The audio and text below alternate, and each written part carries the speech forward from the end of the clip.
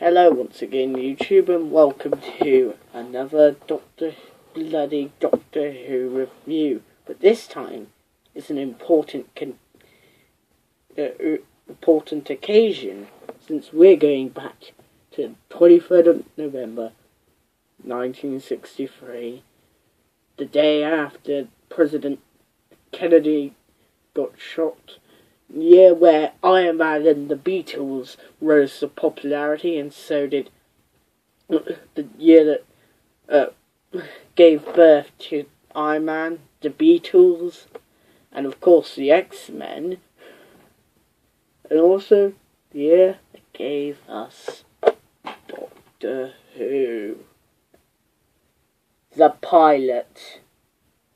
Because not the full serial. I'll be checking that out on the 23rd of November. But to keep you occupied, I'm going to review the first episode. The pilot episode. The first story in all of Doctor Who history. This is the genesis of Doctor Who. Kind of like Genesis of the Daleks, only for Doctor Who. Anywho, what is this story? What is the pilot episode all about?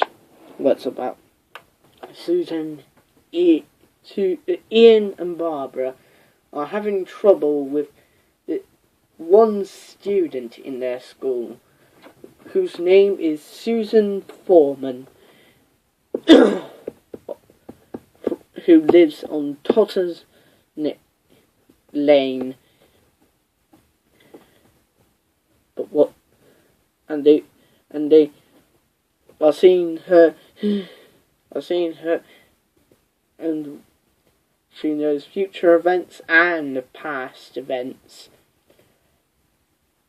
She knows more than even they know. And they would like to have a talk with her grandfather, known only as the Doctor.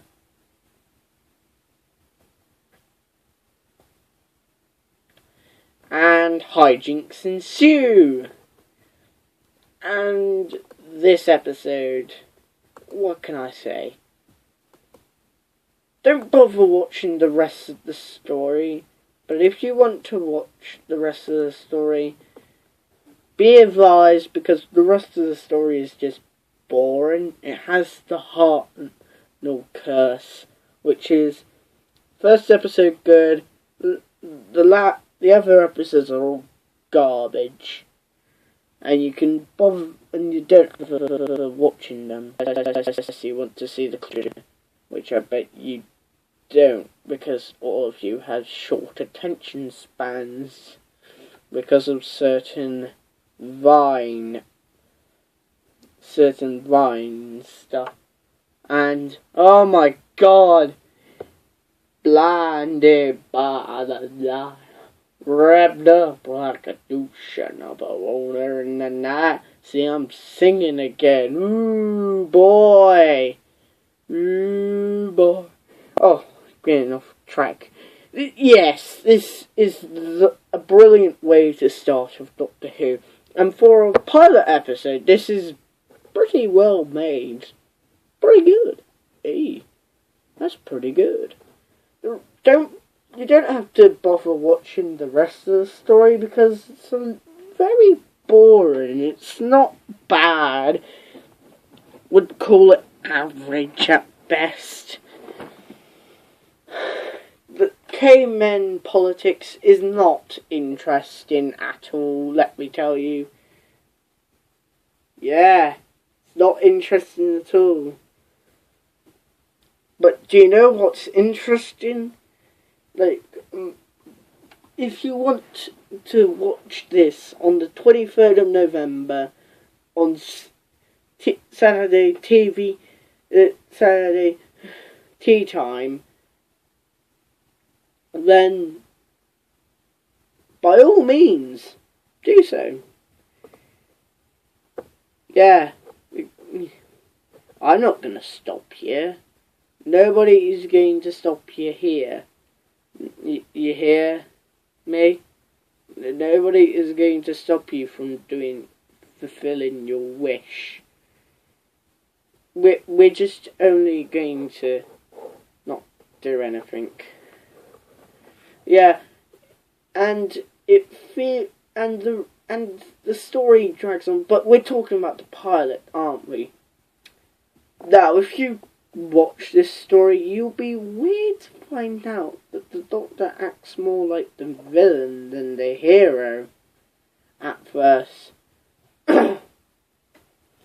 He captures Susan and Barbara and Ian for his own personal gain.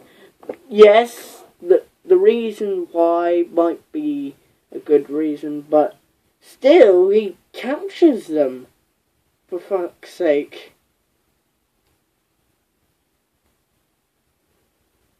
And he's kind of being a dickhead.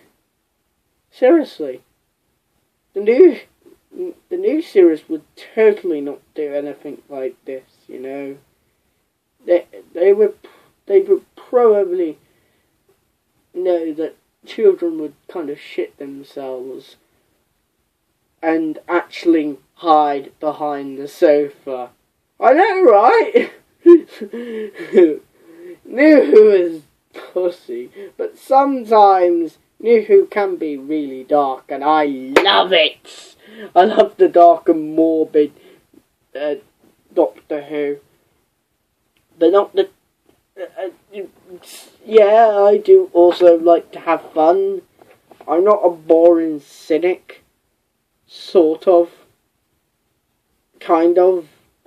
I like having fun. I like dark humour. I know how to have fun. But the world doesn't want me to have fun, apparently.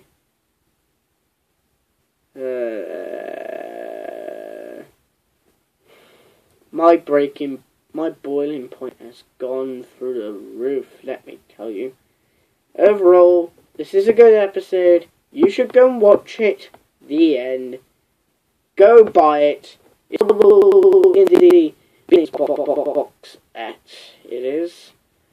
Alongside Dalek and the Edge of Destruction, I like Dalek.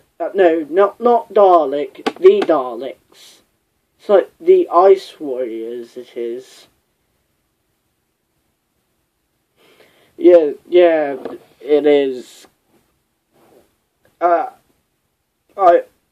wouldn't bother with Edge of Destruction. I felt it to be kind of boring, actually. And uninteresting.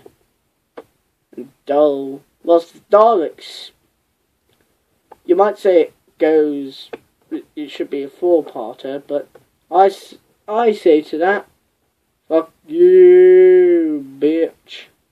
It's a good story.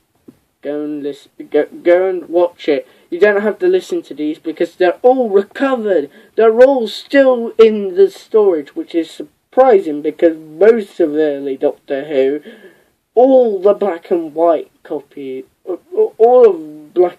only black and white Doctor Who, all of them have been erased from existence, basically. Like, most of them, especially in the Patrick Troughton era, like it used to be,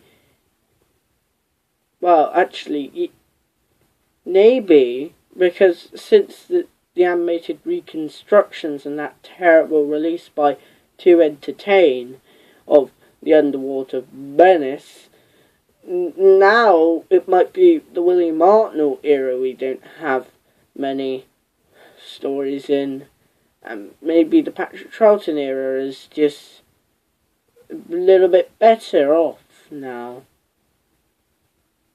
Because there are more animated reconstructions in the Patrick Troughton era. Huh. What a coinky quink. Anyway, this has been a momentous review. I hope you all enjoyed it. You probably didn't, but you're still the best. people. You're still the best. Go and subscribe, because this is the best YouTube channel in the world. Oh my god, I have an ego the size of Mount Kilimanjaro.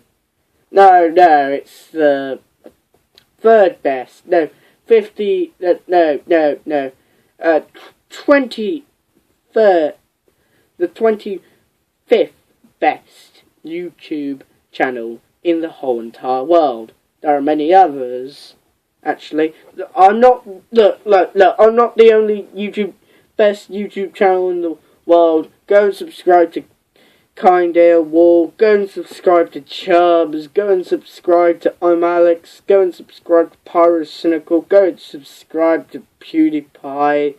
So, like, everybody, go and subscribe to them, because they're losing subscribers and they make good quality content. Legit quality content. Oh, and also Colossal was crazy. Go and subscribe to him. Anybody who puts effort into YouTube videos like I do. I have zero budget. And yeah, I don't actually put effort into YouTube videos, don't I? Oh, god damn it. Anyway, see you all, you lovely, beautiful people, in the next video. Bye, you marvelous, you magnificent bastards.